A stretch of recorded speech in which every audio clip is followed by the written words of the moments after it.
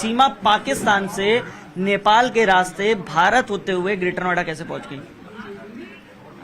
मैं पाकिस्तान से जहाज से आई थी। फ्लाइट थी मेरी, फ्लाइट दुबई की, कनेक्टेड फ्लाइट थी। दुबई से काठमांडू।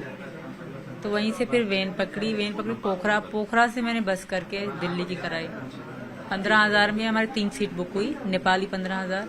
वहाँ से दिल्ली की मैंने बुक करी, तो दिल्ली से रास्ते में उन्होंने मुझे उतार दिया।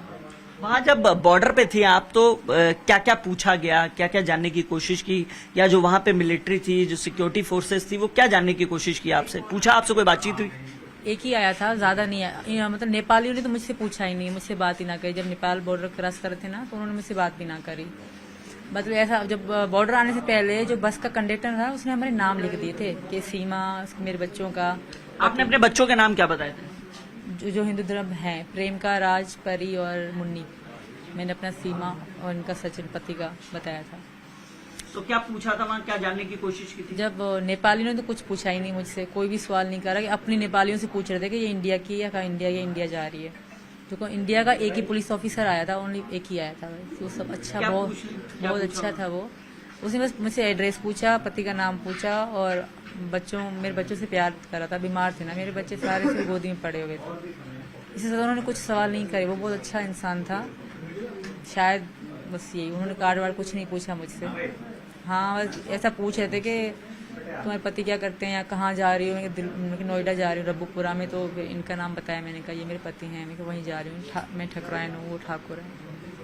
इससे ज्यादा उन्होंने सवाल ना करे। और बस सब। कितने दिन ट्रेवल रहा? आप कब चली थी पाकिस्तान से, किस तारीख को चली थी? मैं 10 मई 4 बजे चली थी। 10 मई 4 बजे। और फिर यहाँ आई है 13 तारीख को, यानी 3 दिन लगातार सफर रहा है। जी सर। तो पहले यहाँ से दुबई गई, दुबई में तो आपके पति भी थे ना? वो तो सऊदीया में है, पर मैं दुबई में थी।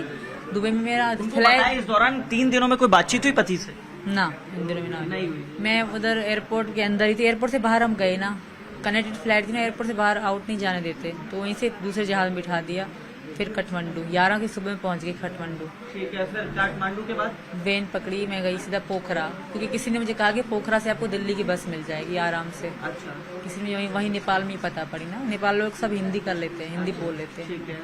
तो मैं वहाँ से पोखरा गई। पोखरा में रात को रुकी, शाम में पहुंची। सुबह को बैठे जैसे मैं उतरी, तो शाम में हम पहुंचे और शाम को मैं सो गई। सुबह बच्चों का आराम करा, एक होटल रूम लिया। फिर सुबह को सवेरे हम निकले और दूसरे सुबह पहुंचे हम। देखिए, अब लगातार एक सवाल और पूछा जा रहा है कि सीमा यहाँ पहुंच गई है, इलीगल वे से पहुंची है, अब यहाँ क्या चाहती हैं? मैं यहाँ रहना चाहती हूँ, सचिन से शादी करके यहाँ की नागरिकता बनना चाहती हूँ, क्योंकि मैं वापस नहीं जाऊंगी। मैं इनके बगैर रह नहीं सकती, पहली बात। दूसरी बात, अगर गई भी ना तो पाकिस्तान में मुझे वहाँ मार देंगे मेरे घर वाले, क्योंकि हमारे यहाँ ऐसे ही सिस्टम चलता है। जब मुसलमान से अगर कर लेना लव मैरिज और पकड़ा जाए तो उनको मार देते हैं। ये तो हिंदू है और इंडिया का है, तो सब थू तो भी करते होंगे मुझ पर। कोई भी खुश ना होता होगा, सब गाली देते होंगे मुझे मुसलमान।